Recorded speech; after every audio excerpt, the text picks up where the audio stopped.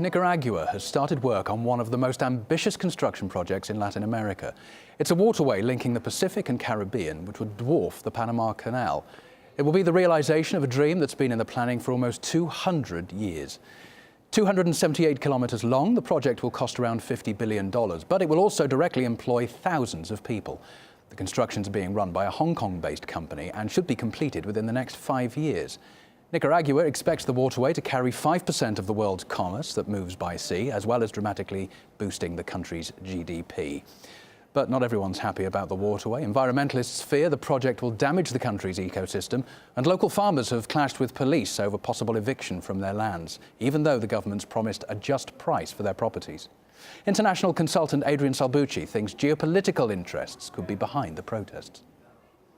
We are talking about a mega project that will displace many people. Some estimates say as much as 30,000 farmers will be displaced. There will be an ecological impact, no doubt about it.